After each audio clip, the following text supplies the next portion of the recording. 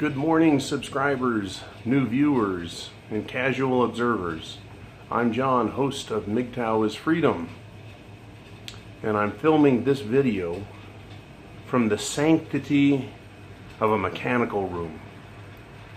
The reason I'm doing that is to draw a correlation between where we should be as men and where we are. We are put in the closet, the utility closet, because we're utilities. That's what we've been reduced to.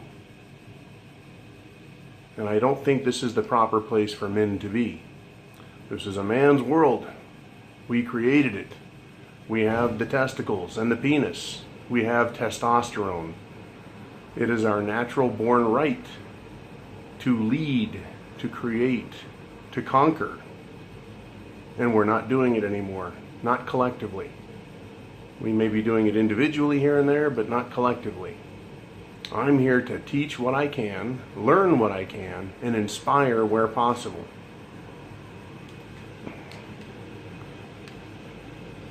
There is a world out in front of us, and it is ours to take back, because it was ours to begin with. And we've ceded that authority to a paper tiger. I would like to tell a story in the form, I guess, of an allegory. And it has to do with regaining our birthright, regaining our individual right. And I'm going to use the story of David and Goliath. David and Goliath. David, a boy, was at home, and he heard that the giants had come. Particularly some bad hombres, some bad giants, the head of which was Goliath, one of several brothers. But David was told that he wasn't big enough to fight the battle and that he was to stay at home. So he did for a time, until he disobeyed the edicts, the control mechanism that said, you must stay at home. You're too small. You can't fight. And David went out and headed towards the field of battle. He went out and headed towards the field of battle.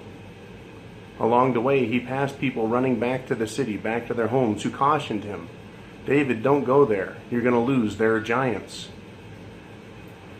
So David thought about it and decided to carry on. If the giants are coming, they're going to destroy us. Why am I going to stay at home and wait for them? I want to see more. So he headed towards the battlefield. And he caught up with the army. The army of Israelites. But in our allegory, it's the army of men. Standing around, confused, scared. And he asked them, what's going on? He says, we're near the battlefield. The giants are out ahead of us. We don't know what to do. We're afraid. And David said, what are you afraid of? And he said, well, imminent death, certain death. And David thought about it. Geez, that's true. I do face imminent and certain death. But why are we on the battlefield then? If they're going to kill us, why don't we try and do something about it? And the men said, we don't know what to do. We're afraid. So David stepped forward and moved to the front. And there were the leaders of the opposition to the giants. And he said to them, what are we doing here? And the leaders said, what do you know, you small boy?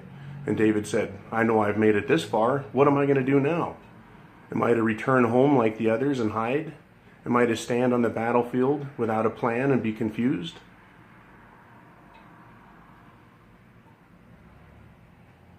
And the leaders said, well, we don't know. We know who the enemy is. We know their strengths and weaknesses. We think we can negotiate a deal with them, but we're not too sure. We'll probably lose anyway because they're giants. And after they get close to us, they're just going to kill us. They're going to take everything we have of value, and they'll enslave us. So David said, let's meet the enemy on the battlefield. And they said, no, we don't. We'll lose. David said, I don't believe that. And he walked ahead of the leaders. He left this house. He left the city. He passed people along the way. He joined the army.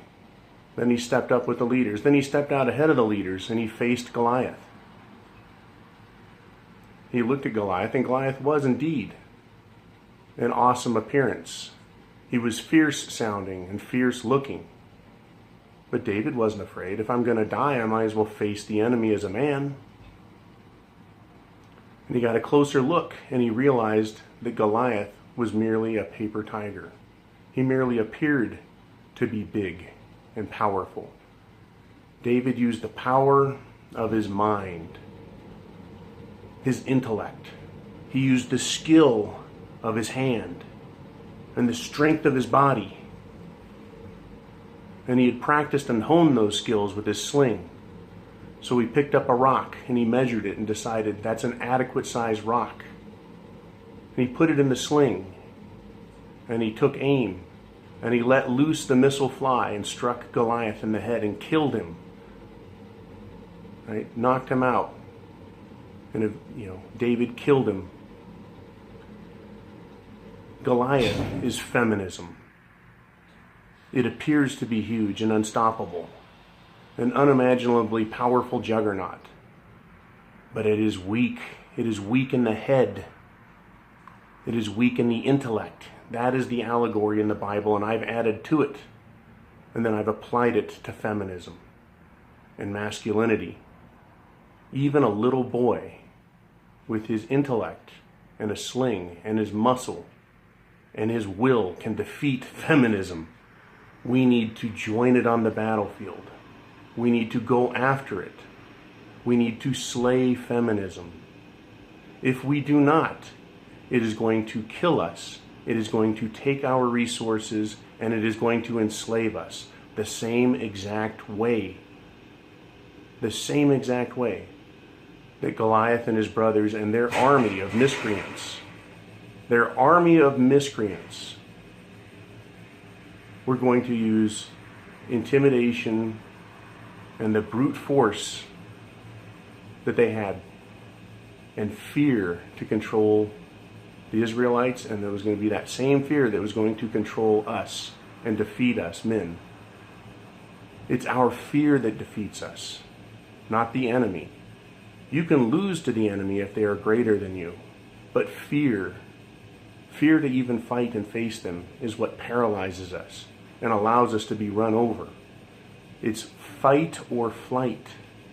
You must fight because there is no victory in flight.